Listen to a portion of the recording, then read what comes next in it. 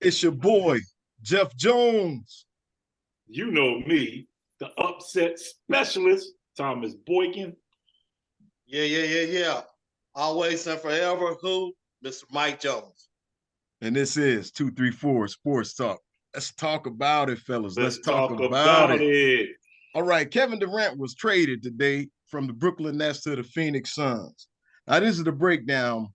The Phoenix Suns gave up Cam Johnson, Mikal Bridges, and Jay Crowder, who was later traded to the Milwaukee Bucks, and 4 first-round picks, and additional draft compensation for the 13-time All-Star Kevin Durant.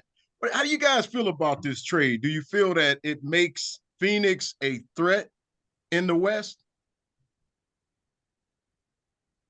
From earlier beginnings, when we first started talking about Kevin Durant earlier when he was in Brooklyn and his struggles out east, I will say this.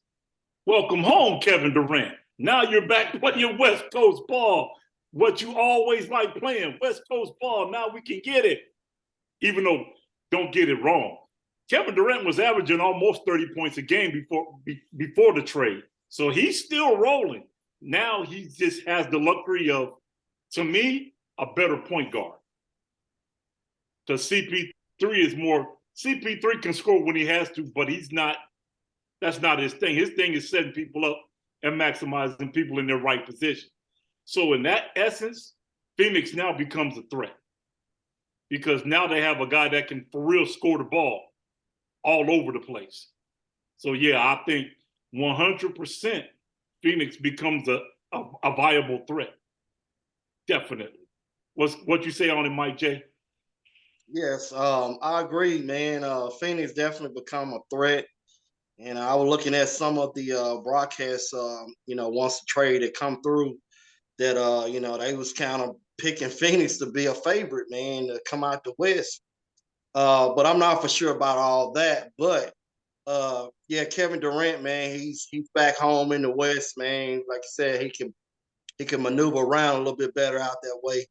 And like you said, man, he has an outstanding point guard, man, and also has another shooter on that team in Devin Booker, man. So that combo, that's a three. Actually, you throw in the was the Aiden, the big man down Aiden. low. Yep. So Yes, so you sir. got like a four-headed monster now in Phoenix. Absolutely.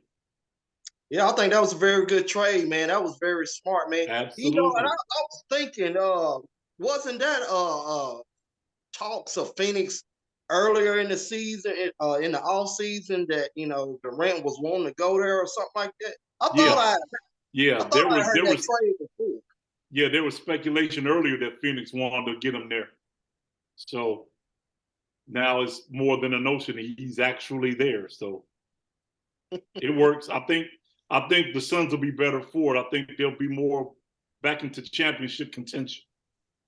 Yeah. Yep.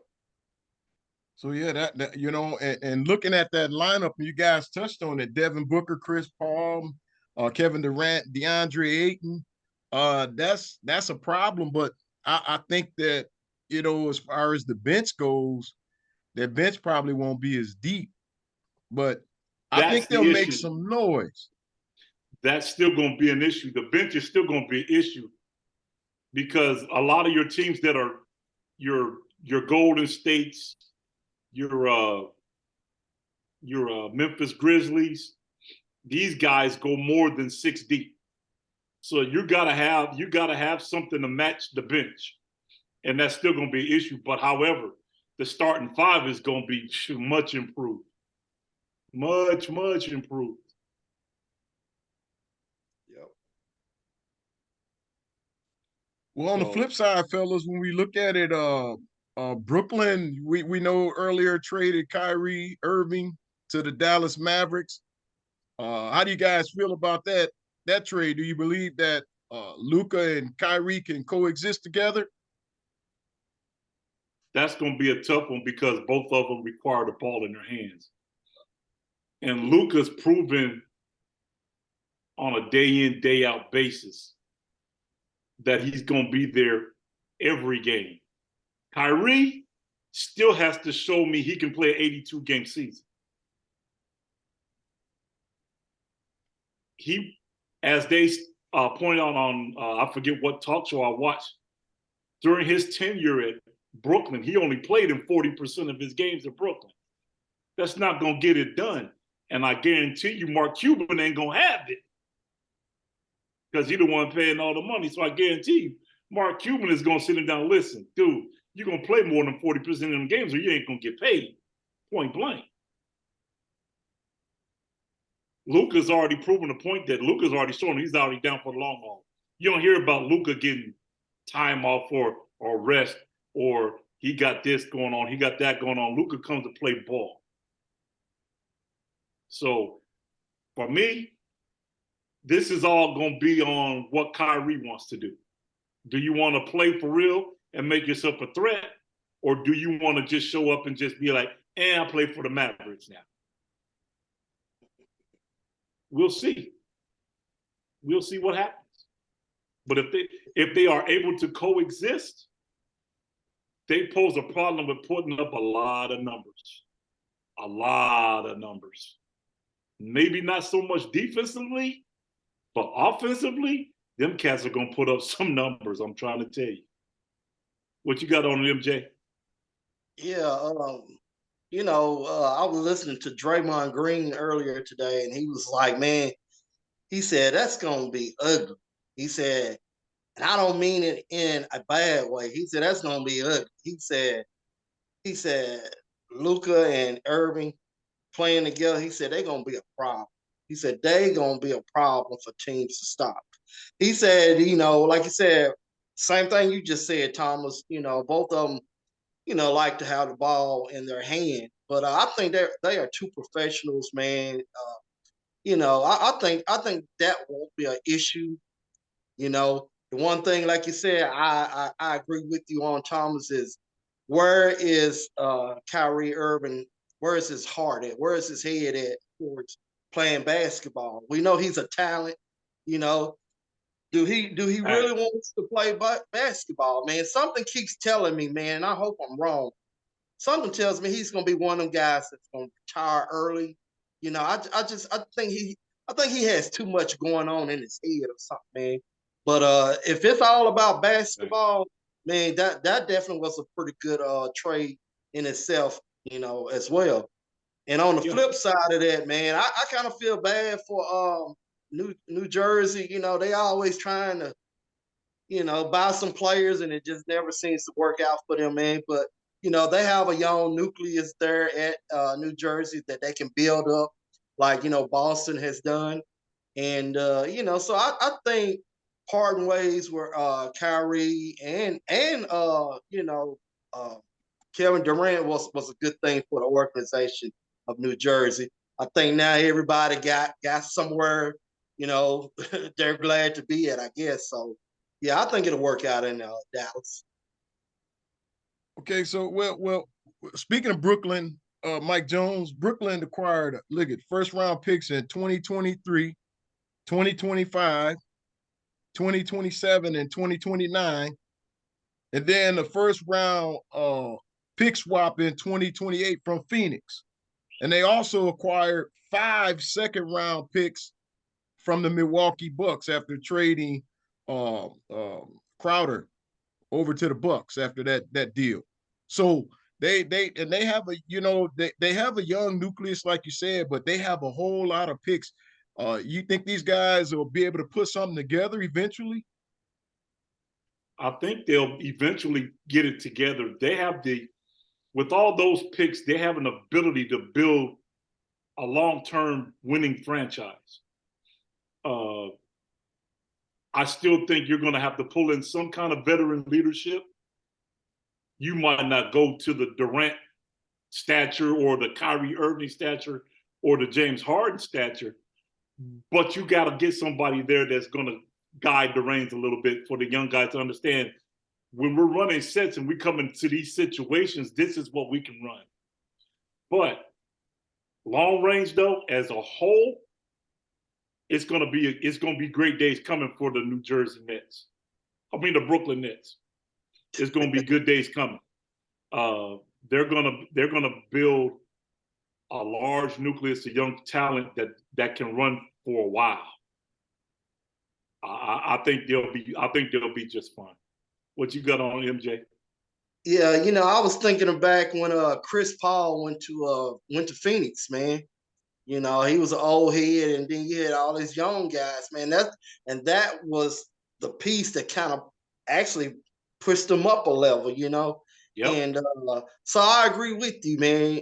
Brooklyn get that one veteran leadership guy on that team, man, that can elevate them up because, like you said, this team can be built for success over a long period of time. Like you said, you gotta get it kicking, gotta kick it off first, get your engine rolling. So yeah, and with all the picks Jones just mentioned, man, yeah, their future looks bright, and I'm, hopefully, New Jersey and on the east side of the ball, man, on the Eastern Conference, they have a shot, to get better and probably can win earlier than expected, as opposed if they were in the Western Conference. So yeah, Brooklyn is going to be okay. Keep in mind also that's still in the New York market, which the New York market is the mecca.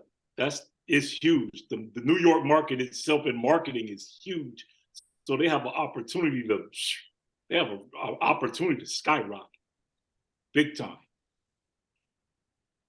So yeah, I think they're set. I think they're pretty well set. Well, fellas, we'll see what happens. We'll keep our eyes open and see what happens. Other news we want to turn to, of course, LeBron James broke Kareem Abdul-Jabbar's scoring record. The NBA all-time scoring record now belongs to LeBron James. The record was 38,387. Now LeBron James stands at 38,390. Now, my question to you both tonight is, does this now make LeBron James the greatest basketball player to ever lace him up? No. Without question, no. It makes him the greatest scorer in NBA history because the numbers don't lie. That part, it's undeniable that he is the greatest scorer in NBA history because the numbers say I own the record for numbers. As far as scoring points, I own the record for numbers. He's passed a lot of people in other categories with assists and things of that nature. But does that make him a GOAT? No. No. That to me tells me, yes, you have the accolades. Yes, you got the scoring title, but you didn't really build it yourself. The teams that you were on were not built by LeBron. They were built by teams that were already put together. And you wanted to add your talents to a team that was already together. People get it twisted when he left and said he took his talents to Miami. Before he took his talents to Miami, Cleveland had the best record in the NBA 2 years running. Don't tell me that Cleveland didn't have talent. Cleveland had the talent. They just didn't have the ability to finish, which all he needed was a couple pieces to finish, which he could have did all that, all in Cleveland. But if you look at all your great ones, your Magic Johnsons, your Larry Birds, your Michael Jordans, your Kobe Bryants, all these cats played with one team, and got all their titles with one team. Not multiple teams, one team. So, I mean, come on. If you're going to be the GOAT, and like we talked about earlier, if you got to come out your mouth and say it, you obviously not it. What you got on it, Mike J? Yeah. First of all, I'm going to say congratulations, Mr. LeBron James, for breaking the record and being the all-time leader in scoring. However, my opinion, that does not make you the GOAT.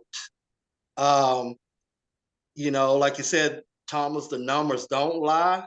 In that area, yeah, he holds the record in points scored. You know, when John Stockton played point guard, you look at his stats compared to Magic Johnson. Stockton stats may look a little bit better in some areas, you know, assists and stuff like that, but that don't make Stockton better than Magic Johnson. You know what I'm saying? So Facts. numbers is like analytics. You know what I mean? You get a sheet of paper, you know, from the office or whatever, and says, "Hey, you know, this amount of money was spent. This, and that." But at the end of the day, you know, how effective was, you know, the money spent? And LeBron James, I mean, he's a great player. Can't take anything away from him, but No. man, in the heat of the moment, in the heat of battle, he just never has been that dude. I've seen him probably do it maybe once. He's just not that guy. He's just a good guy basketball player. You know what I mean? That scored points. You know, I wouldn't take him over any of those players that you mentioned earlier, the Magics, the Michaels. I just wouldn't, man. I mean, he's a great scorer, man. I mean, he scored points. And when you in the league for 20, 25 years, man, you know, you should be able to accomplish that. You know what I mean? If you stay and the guys stay healthy, you know what I'm saying? Burley For the sells most part. this game. So, you know, Michael didn't play as many games as you know, LeBron. And then when we go back to these points, Kareem, man, you know, he wasn't shooting the 3-pointers. You know, all his points were at the free throw line and, you know, 2-pointers. You know what I mean? LeBron, you know, he had the luxury of the 3-point line, playing with great players, as you alluded to. And so, no, I don't think he's the greatest of all time. He's a top player, but not my GOAT. No. No. I still think, and you still got to keep in mind, yeah, Mike played 15 years, but he took 2 years off to play baseball. Right. And still came back on top of his game. Who comes back after a 2-year hiatus and drops a double nickel? The GOAT. Come on, man.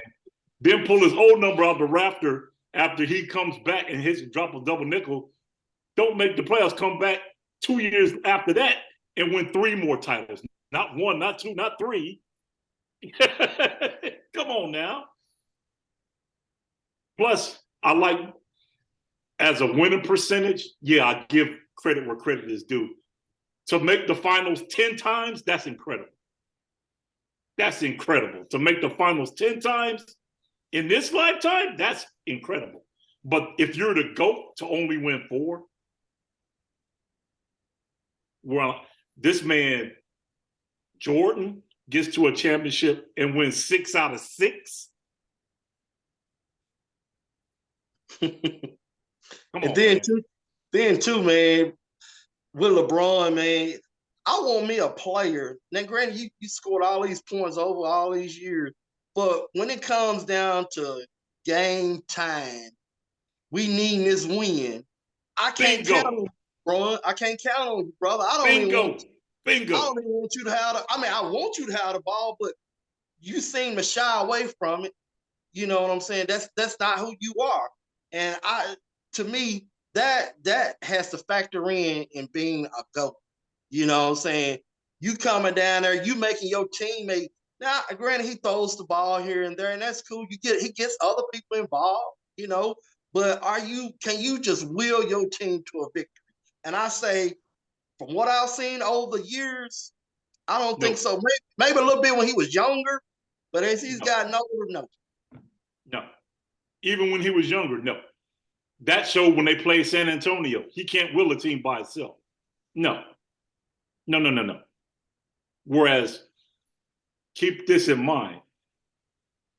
The thing that's scary with Michael Jordan and Kobe Bryant and Magic Johnson and Larry Bird, these cats want the ball. They're going to tell you where they want the ball. They're going to tell you where they're going to get the ball and tell you they're going to score in your face. I mean, come on. Everybody knows. The thing that made Mike scary was everybody in the building knows in the last 5 seconds of a game, everybody in the building knows who's getting the ball. Come on, man. Because they know if he gets the ball with time on the clock, it's over. Hey, and opponents, man, you can see the fear, man, in their face, man. They're like, oh, Lord, I got to, who got Mike, man? I don't want him, man. I'm trying to tell you, man, that's the difference of a GOAT to me. If you can't, that's one of them cats, you can't let him touch the ball in crunch situations because you know what's happening.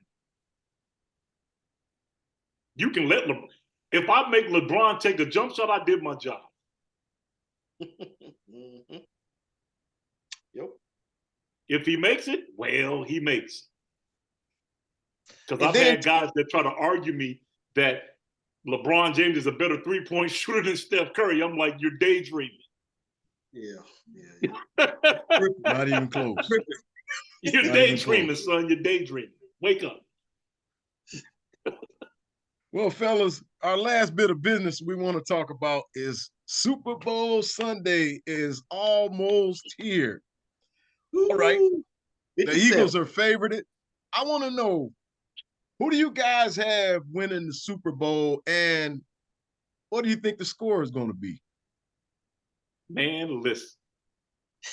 First of all, I'm going to say this. Congratulations to the Philadelphia Eagles. Congratulations to the Kansas City Chiefs. This is a big moment in history with two African-American quarterbacks starting in a Super Bowl in Black History Month. Man, that is something special. You can't take away from neither one of these two guys.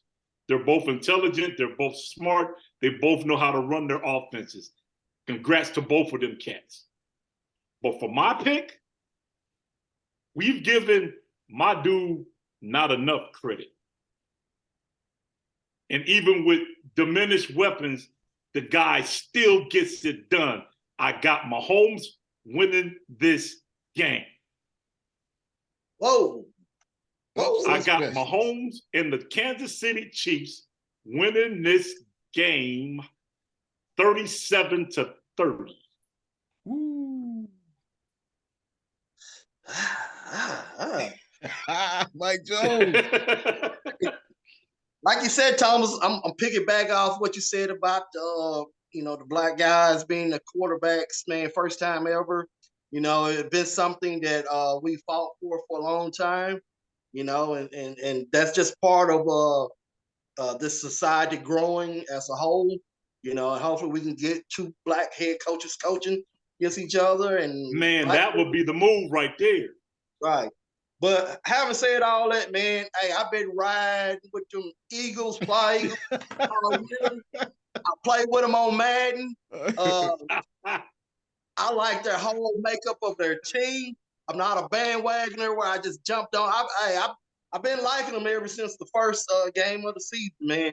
And Patrick Holmes, man, hey, great year, guys. You done more than what I thought. I got further than where I thought you would be. You kind of remind me a little bit of how Golden State did last year and making it to the playoffs and then winning the championship. However, man, Philadelphia is too strong, too powerful, too much of a running game, too much of a passing. I mean, they is stacked defensively. They proved that they is that team. I look forward to be like about a 20, I'm going to say like a 27-24 game with the Eagles winning it. All right, fellas. And I'm going to throw mine in before we get up out of here. I got the Eagles winning this one by a score of 35-24. All right. We've talked about by himself, as always. We like to push that way. We're going to see. And as we always say, it don't cost you nothing to push that button. We want you to subscribe. We want you to comment. We want you to talk to us, interact with us. You can catch us on TikTok. You can catch us on YouTube here. You can catch us on Twitter. You can catch us on Instagram. And until the next time, this is 234 Sports Talk. We out. Black History Month. Support it. Big time. Yes, sir. Peace. Peace.